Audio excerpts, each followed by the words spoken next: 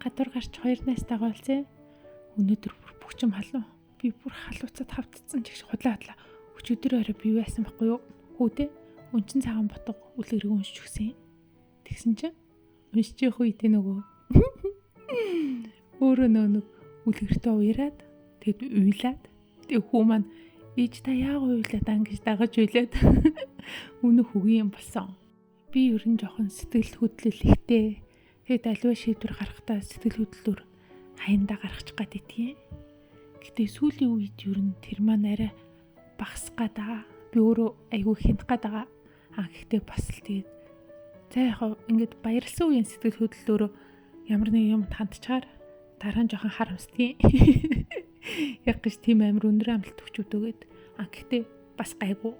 Харин ууртай үеийн сэтгэл хөдлөлөөр ингээд юмд шийдвэр гаргачихаар бүр илүү харамсдгийн. Сэтгэл хөдлөлөөр шийдвэр гаргах нь ер нь яг тухайн үедээ л гоё.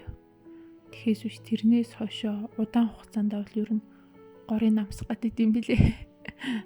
Надад ер нь монголчуудын яг тийм онцлог шин чанар нь тийм сайхан сэтгэлтэй, ер нь сэтгэлтэй байт юм шиг санагддаг. Тийм болохоор ч бүгдээрээ тийм нэг сэтгэлийн хөөрөлттэй, сэтгэлийн эмоцоор нэг аливаа хандах гаддаг.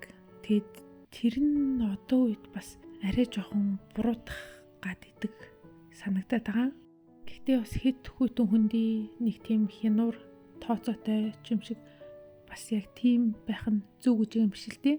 Гэхдээ баг зэрэг сэтгэлийн хөдлөө дарж юмд хандах нь бас сүлийн зүйл юм шиг санагдаад байна шүү дээ. Гэхдээ би өөрөө бас яг тэгж чадахгүй байгаа. Гол нь нөгөө хэд сэтгэлийн хөдлөлөөр шийдвэр гаргах нь одоо ингэж буруу шийдвэр гаргах аль эсвэл бусдын нөлөөнд автах, бусдад ингэж хуурч мэхлэгдэх маш өндөр боломжтой байдаг болохоор жоохон сайжрах ёстой юм шиг санагдсан. Би ер нь яг ингэж одоо сэтгэл хөдлсөн үед шийдвэр гаргахдаа цаг авчих нь хамгийн чухал юм шиг санагдаад идэг болсон шүү дээ.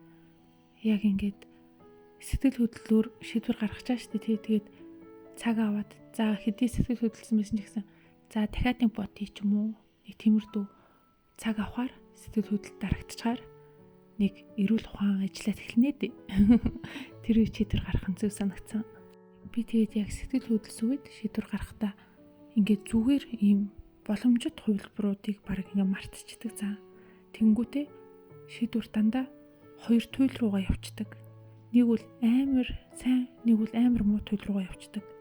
Энэ бол бүр маш буруу сонголт гэсэн үг л дээ.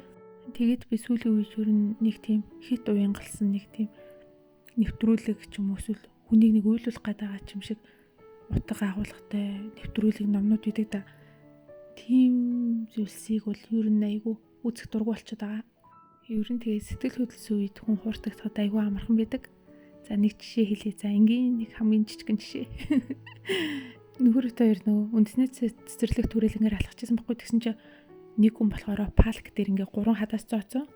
Тэгэд өөрөө болохоор алхаараа нэг цохол модлогоо шаачж байгаа байхгүй юу. Тэгэд хүмүүс болохоор тэр хүнийг ингээд хадж байгааг нь харчаад би бас хадъя гэдгийг шүү дээ. Тэгэхээр 3000 төгрөг өгөөд тэр гурлаг нь ингээд тотгошонд шаачиж чадвал 5000 төгрөг эргүүлээд авдаг. Тэгэд нүдэн дээр улаан цай хүн тэгэд одоо чадчихаар өөр хүмүүс ч тий чадна л гэж өөрийгөө бодсон шүү дээ тий. Тэгээс сэтгэл нь хөдлөд мөнгө алдчихдаг. Тэгэд яг үүндээ тэр одоо хийж байгаа хүний туршлага ч юм уу эсвэл ив хав арга залийг хинч мэдгүй шүү дээ. Ерөнхийдөө хурцсан гэсэн үг.